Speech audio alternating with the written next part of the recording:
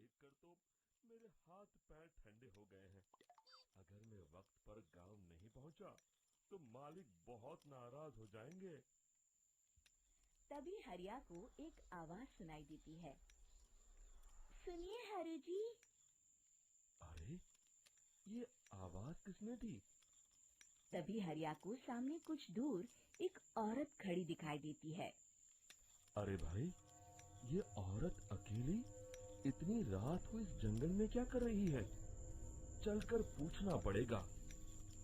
फिर हरिया अपनी बैलगाड़ी उस औरत के सामने लाकर रोक देता है और उससे पूछता है।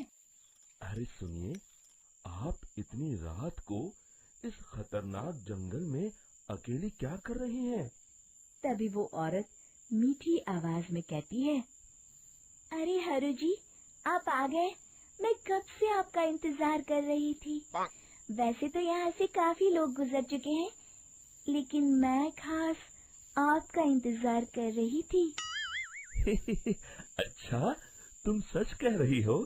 मुझे तो यकीन नहीं हो रहा है। वो क्या है ना, आज तक किसी ने मुझसे इतने प्यार से बात नहीं की। हाँ हाँ हरु जी, मैं सच कह रही हूँ। अब देर मत करिए और जल्दी से मुझे मेरे घर तक छोड़ दीजिए। हाँ हाँ, कौन सी बड़ी बात है, अभी छोड़ देता हूँ। आप मेरे पीछे बैलगाड़ी में बैठ जाइए और मुझे रास्ता बताते चलिए। फिर वो औरत हरिया की बैलगाड़ी में बैठ जाती है और हरिया बैलगाड़ी हाँकता हुआ आगे चल पड़ता है। फिर उस औरत के बताए हुए रास्ते पर चलते चलते हरिया बैलगाड़ी लेकर एक काली गुफा के आगे आकर रुक जाता है। हरिया उस औरत से पूछता है। देवी जी, आपका घर कहाँ है? यहाँ तो एक गुफा के अलावा और कुछ नहीं है। तभी अचानक वो औरत हवा में उड़ने लगती है। देखते ही देखते उसका सुंदर रूप एक डरावनी चुड़ैल में बदल जाता है और वो जोर जोर से हंसती है।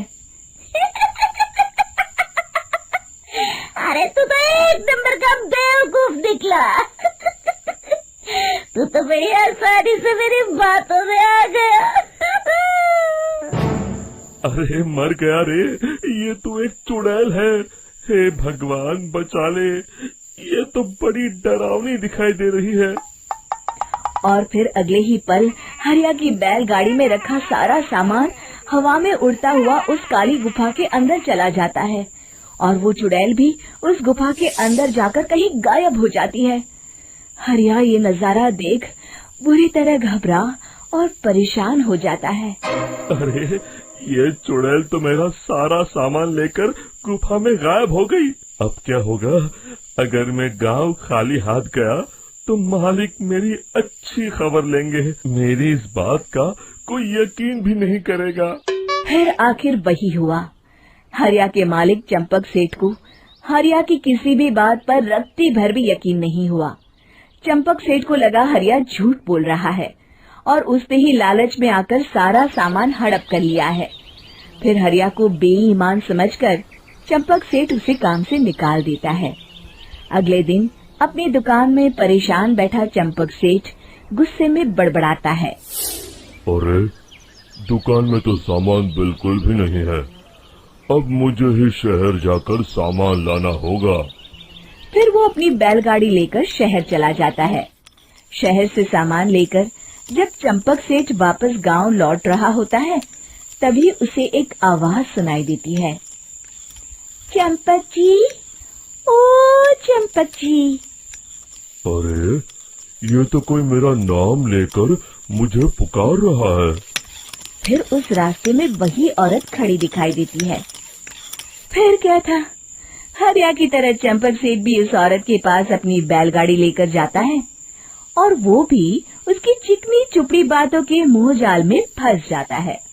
फिर चुड़ैल उसे भी अपनी गुफा तक ले जाती है और उसका सारा सामान लेकर गुफा में गायब हो जाती है।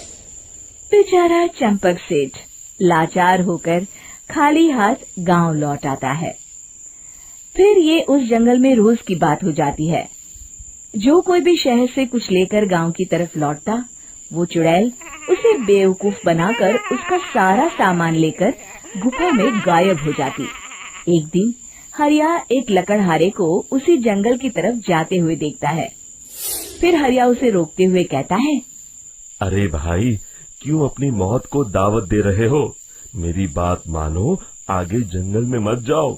वहाँ एक बड़ी भयानक चुड़ैल रहती है। लकड़हारा हरिया की बातों को नजरअंदाज करते हुए कहता है, अरे भाई, मुझे पहले ही बहुत देर हो चुकी है, मुझे जाने दो भाई। शाम तक लकड़ियाँ काट कर शहर के बाजार में बेचना है। तुम अपनी ये कहानी किसी फुर्सत में बैठे इंसान को सुनाओ, अब मैं तो चला। इतना कहकर लकड़हारा वहाँ से आगे जंगल की तरफ चला जाता है। फिर अगले दिन गांव के मुखिया के घर के बाहर बहुत सारे लोग जमा हो जाते हैं। तभी हाथ में कुल्हाड़ी लिए खड़ा लकड़हारा कहता है, अरे मुखिया जी, अब आप ही हमें बचाइए उस जंगल वाली चुड़ैल से। हमारा सारा काम तो शहर से ही होता है। अरे मुखिया जी, उस चुड़ैल की वजह से तो मैं पूरी तरह बर्बाद हो गया हूँ। हम सबको मिलकर उस चुड़ैल का कोई इलाज करना पड़ेगा। तभी भीड़ में खड़ा बीरा कहता है, आप लोग चिंता मत करिए, कल से वो चुड़ैल किसी को नहीं लूट पाएगी। मेरे पास एक बहुत अच्छी तरकीब है। तभी चंपक सेठ उसका मजाक उड़ाते हुए कहता है, अरे तेरा नाम वीरा है तो क्या हुआ? तूने अभी उस चुड़ैल को देखा नहीं है? जाकर अपना काम कर, बड़ा आया। तब मुखिया जी कहते हैं, नहीं नहीं चंपक सेठ, मुझे लगता है हमें इस लड़के को एक मौका देना चाहिए। फिर सभी गांव वाले मुखिया जी की बातों से सहमत हो जाते हैं और वीरा शाम को एक बैलगाड़ी में कुछ सामान लादकर उस जंगल की ओर चल देता है। वीरा, ओ वीरा, कहाँ जा रहा है? तभी वीरा मुड़ के देखता है, वही चुड़ैल एक औरत के रूप में खड़ी है। अरे बहन जी, मैं आपको ही ढूंढ रहा था। देखिए, मैं आपके लिए क्या लाया हूँ। अरे वाह, तो खुद मेरे लिए इतना सामान लाया है। तू ही अकेला गांव में समझदार है। जरा देखो, मैं भी खोल के, बड़ी भूख लगी है। जैसे ही चुड़ैल उस सामान पर से कपड़ा हटाती है, एक भगवान शिव की तेज रोशनी उसके अंदर मूर्ति से निकलती है और चुड़ैल अपने असली रूप में आकर जलने लगती है।